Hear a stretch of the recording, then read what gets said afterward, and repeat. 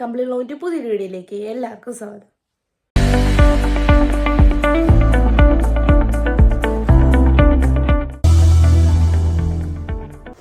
Hi friends, അപ്പോൾ ഇന്ന് daily വ്ളോഗിൻ്റെ 34ാമത്തെ ദിവസമാണ്. രാവിലെ തന്നെ ഞാൻ ബീഫ് മേടിക്കാനായിട്ട് ആറ്റിങ്ങിൽ പോയിട്ടോ. ആറ്റിങ്ങിൽ പോകുന്ന വെച്ചാൽ ഇന്ന് 10 കിലോ ബീഫ് മേടിക്കണം. അപ്പച്ചി കൊണ്ടുപോകാനായിട്ട് ബീഫ് ചെറുതായിട്ട് ഇങ്ങനെ ഫ്രൈ ചെയ്തിട്ട് ഒക്കെ പോകുന്നതാണ്. ഈ കിടന്ന് ഇങ്ങനെ ഇവന്മാർ കുടയുന്നതെന്ന് വെച്ചാൽ മാരക കള്ളത്തരമാണ് ഈ കാണിച്ചത്. നമ്മൾ മറ്റേ ഈ എല്ലില്ലാത്ത ഇത് വേണമെന്നാണ് പറഞ്ഞത്. പക്ഷേ ഇവന്മാർ ഇതിൽ കൂടെ കുറേ എല്ലും കൂടെയൊക്കെ വെട്ടി വാരി ഇട്ടിട്ട് ഇങ്ങനെ മിക്സ് ചെയ്താണ് കേട്ടോ ഇട്ടത്. ഞാൻ ചെറുതായിട്ട് കണ്ടായിരുന്നു എനിക്ക്, പക്ഷേ അത് എല്ലാണെന്ന് എനിക്ക് മനസ്സിലായി. പിന്നെ ഈ വീട്ടിൽ കൊണ്ടുവന്ന് അത് അപ്പച്ചി കഴുകി വൃത്തിയാക്കാൻ നേരത്താണ് കേട്ടോ അത് ശ്രദ്ധിച്ചത്. എന്നിട്ട് വീട്ടിൽ വന്നിട്ടും അപ്പച്ചീനെ ഇവിടെ മറ്റേ ENT ഡോക്ടറിനെ കാണിക്കാനായിട്ട് കൊണ്ടുപോകും. ചെവി വേദന കാരണം ENT ഡോക്ടറിനെ കാണിക്കാൻ പോകണമായിരുന്നു. ഇങ്ങനെ അമ്മയും അപ്പച്ചിയും കൂടെ കയറി. ഇനി ഞാൻ ഇവിടെ മാരക പോസ്റ്റായിരുന്നു.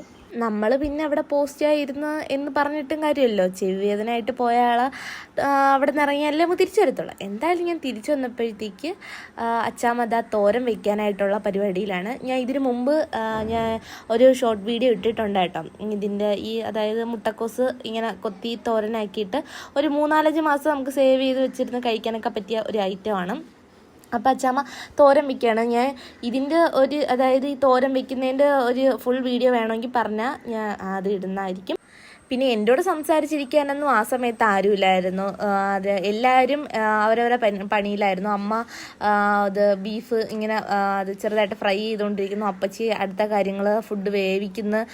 അത് പിന്നെ എല്ലാവരും ഓരോരോ പണികളിലൊക്കെ ആയിരുന്നു. പിന്നെ അച്ചാമ്മ തോരൻ വയ്ക്കുന്നതുകൊണ്ട് അച്ചാമ്മയെടുത്ത് ഇങ്ങനെ ഓരോന്ന് പറഞ്ഞുകൊണ്ടിരുന്ന അച്ചാമ്മ എന്നെ കണക്കായിട്ട് ഇങ്ങനെ ഇത് സംസാരിച്ചുകൊണ്ടിരിക്കും.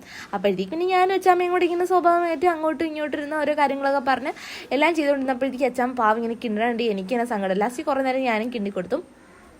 അത് പിന്നെ അതാണ് ഈ ഒരു പാത്രത്തിൽ ഇട്ടിട്ടോളം ഇത്ര തോരൻ കിണ്ടി എടുക്കത്തില്ല അച്ചാമ്മ പറഞ്ഞു. വലിയൊരു പാത്രത്തിൽ ഇട്ടാലേ കരിയാതെ കിട്ടുള്ളൂ കേട്ടോ പറഞ്ഞത്. അതിൻ്റെ ഇടയിൽ പിന്നെ ഞാൻ പോയി മോരൊക്കെ കുടിച്ചു.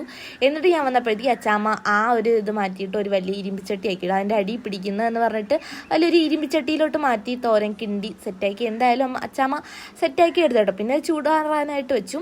ആ സമയത്ത് അപ്പച്ചിയുടെ എല്ലാ പണികളും തീർന്നു. ഫുഡും കഴിച്ചിട്ട് നമ്മളവിടെ ചുമ്മാ ഇരുന്നപ്പോഴത്തേക്ക് അത് ടാബ് ഇരിക്കുന്നുണ്ട്. അപ്പോൾ അപ്പച്ചി പറഞ്ഞു, മക്കളെ നമുക്ക് ഗെയിം കളിക്കാമെന്ന് പറഞ്ഞിട്ട് പിന്നെ കുറച്ച് നേരം നമ്മൾ ഗെയിം കളിച്ചുകൊണ്ടിരുന്നു. ആ സമയത്തും വേറെ ആരുമില്ല. അമ്മ ഫുഡ് കഴിച്ചിട്ട് അമ്മ കിടന്നുറങ്ങുന്നു. അച്ചാമ്മ കിണ്ടി ക്ഷീണിച്ചതിൻ്റെ ഇതിൽ അച്ചാമ്മയും കിടന്നുറങ്ങി. പിന്നെ ഞാനും അപ്പച്ചി ഒറ്റയ്ക്ക് ആയപ്പോഴത്തേക്ക് കുറച്ച് നേരം കളിച്ച് എന്നിട്ട് അപ്പച്ചി പറഞ്ഞു, മക്കളെ നമുക്ക് കുറച്ച് പോയി വൃത്തിയാക്കാം, ഇല്ലെങ്കിൽ ഓണത്തിന് ഇത് മൊത്തം നീ ഒറ്റയ്ക്ക് വൃത്തിയാക്കേണ്ടി വരുമെന്ന് പറഞ്ഞപ്പോഴത്തേക്ക് ശരിയാണ്. ഓണത്തിന് അപ്പച്ചി ഓണത്തിനില്ല. അപ്പോഴത്തേക്ക് ഇവിടെ ഫുള്ള് ഞാൻ തന്നെ വന്ന് ഞാനും അമ്മയും കൂടെ തന്നെ വന്ന് വൃത്തിയാക്കേണ്ടി വരും.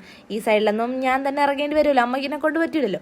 അതുകൊണ്ട് ഈ കരിയിലേക്ക് പിന്നെയും വീഴും. എന്നാലും ജസ്റ്റ് തൂത്ത് വാരി വൃത്തിയാക്കി ഇടാമെന്ന് കരുതിയിട്ട് ഞാനും അപ്പച്ചിയും കൂടി അത് ചെയ്തിട്ട് വന്നപ്പോഴത്തേക്കും പിന്നെ പോകാനായിട്ടുള്ള സമയം അടുത്തടുത്ത് വരികയാണ്. അപ്പം എല്ലാം പാക്ക് ചെയ്ത് സെറ്റ് ചെയ്യാന്ന് വിചാരിച്ചു കേട്ടോ. അതായത് തോരനൊക്കെ തണുത്താലേ നമുക്ക് പാക്ക് ചെയ്യത്തുള്ളൂ. അങ്ങനെ എല്ലാം പാക്ക് ചെയ്യൽ പരിപാടി അങ്ങനെയൊക്കെ ആണ്. അപ്പോൾ എന്തായാലും ഇന്നത്തേക്ക് ഇത്രയേ ഉള്ളൂ കേട്ടോ.